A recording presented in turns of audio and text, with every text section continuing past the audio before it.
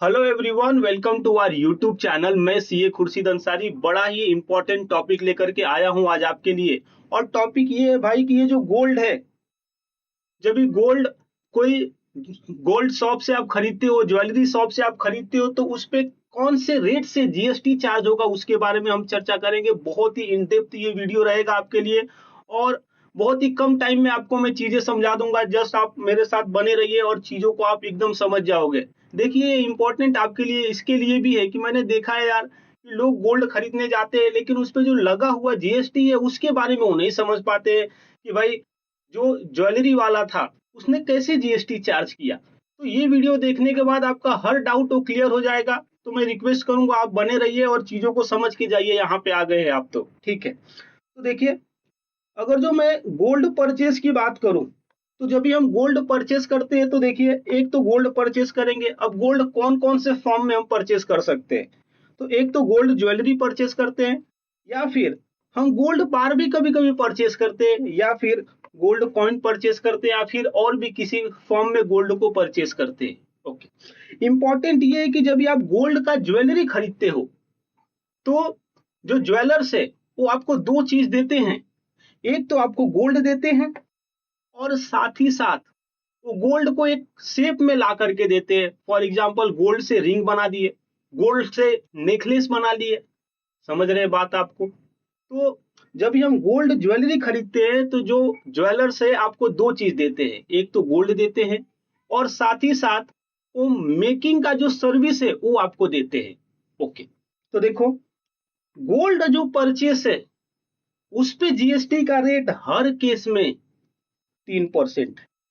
अब ये 3% का मतलब क्या, तो 3% मतलब सी जीएसटी 1.5%, एस जीएसटी 1.5%, या फिर आई जीएसटी 3%।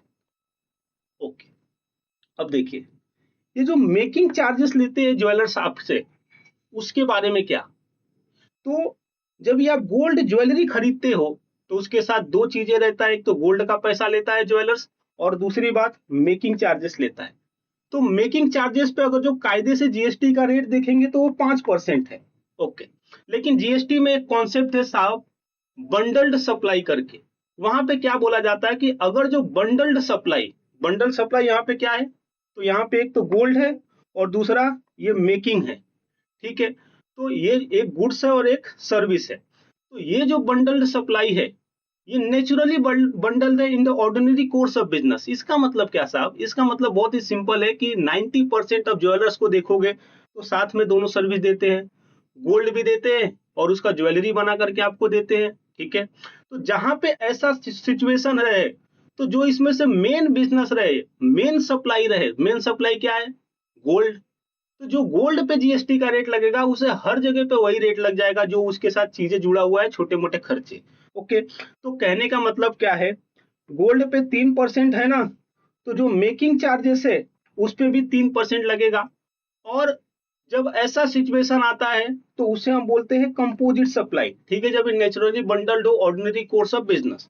ओके, तो वहां पे जो लगने वाला जीएसटी का रेट है जो प्रिंसिपल सप्लाई पे लगता है, वो भी एंसिलरी सप्लाई पे लग जाता है।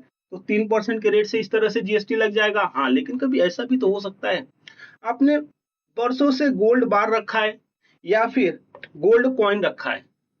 अब क्या किए, आप एक ज्वेलर्स के पास गए और ज्वेलर्स से बोल रहे हो, ज्वेलर्स ज्वेलर्स ये जो गोल्ड बार है ना, इसका नेकलेस बना दो। देखो, अभी ज्वेलर है आपके लिए एक ही काम करके दे रहा है, वो डिजाइनिंग का। तो जो डिजाइनिंग पे जीएसटी रेट है वो कितना है, 5% है मेकिंग चार्जेस पे। तो ये डिजाइनिंग या फिर मेकिंग चार्जेस है, इस पे यहाँ पे लगने वाला रेट क्या रहेगा, 5% रहेगा, क्योंकि यहाँ पे इंडिविजुअल सप्लाई हो रहा है ज्वेलर्स के द्वारा। किस चीज का, डिजाइनिंग का। ओके, तो आपको ये बात समझा रहेगा। अभी देखो, हम बात करेंगे ज्वेलरी रिपेयर्स का। तो ज्वेलरी रिपेयर्स मतलब क्या, समझ लीजिए आपके पास एक नेकलेस है लेकिन वो टूट गया। तो अभी आप क्या करोगे, ज्वेलर्स के पास जाओगे, उससे बोलोगे कि इसको जोड़ दो, या फिर बड़ा छोटा करना है, तो ये ज्वेलर्स के आप पास जाते हो और उसको रिपेयर कराते हो। तो ये जो रिपेयर पे जीएसटी का रेट लगेगा वो भी 5% के रेट से लगेगा। तो आशा करता हूं कि आपको ये चीजें समझ में आई। देखिए, आपके एक चीज और समझ लीजिए, अभी आपको डाउट आ सकता है कि भाई वो जो आपने 3% रेट बताया वो कितने कैरेट गोल्ड का बताया, 24 कैरेट का बताया या फिर 22 कैरेट का बताया या फिर 18 कैरेट का बताया। तो मैं एक बात बोल दूं, किसी भी कैरेट का गोल्ड रहे उस पर लगने वाला जीएसटी रेट 3% ही होने वाला है। और इतना ही नहीं, ये जो डिजिटल गोल्ड है, डिजिटल गोल्ड मतलब क्या, जैसे कि फोन पे जो एप्लीकेशन है ना, फोन पे मनी ट्रांसफर के लिए, उसमें एक इन्वेस्टमेंट का भी ऑप्शन आता है। तो अगर जो आप डिजिटल गोल्ड वहां पे खरीदते हो तो डिजिटल गोल्ड पे भी लगने वाला जीएसटी रेट 3% ही होगा। ओके, अभी देखिए हम गोल्ड में इन्वेस्टमेंट भी करते हैं, किसके थ्रू, तो एक तो गोल्ड का ईटीएफ आता है या फिर गोल्ड का एसजीबी आता है, सर्वजिन गोल्ड बॉन्ड। तो यहाँ पे जो इन्वेस्टमेंट करते हो ना, उस पे कोई जीएसटी नहीं लगता है। हाँ, लेकिन गोल्ड में इन्वेस्टमेंट करने के लिए आप किसी ना किसी ब्रोकर का यूज करते हो। फॉर एग्जांपल आप जीरोधा का यूज कर सकते हो या फिर कोटक सिक्योरिटी का या फिर एंजल वन का, कोई भी हो सकता है जो स्टॉक ब्रोकर है। तो उनके प्लेटफॉर्म से समझ लीजिए आपने गोल्ड खरीदा इन्वेस्टमेंट के लिए 1 लाख रुपए का, और उस पे 1 लाख के खरीदने पे 200 रुपया उन लोगों ने सर्विस चार्ज लिया। तो वो जो सर्विस चार्ज है उस पे 18% जीएसटी लग जाएगा। ओके, तो आशा करता हूं कि ये जो मेरा गोल्ड पे डिस्कशन था कि जीएसटी कैसे लगता है, बहुत ही अच्छे से आपको समझ में आया। अगर जो आपको वीडियो अच्छा लगा तो मेरे चैनल को सब्सक्राइब कर लीजिए। ओके, और ये वीडियो को आप अपने दोस्तों के साथ भी शेयर कीजिए सो दैट वो भी समझ सके कि गोल्ड पे जीएसटी कैसे लगता है। तो मिलते हैं अगले वीडियो में अगले टॉपिक के साथ। Thank you.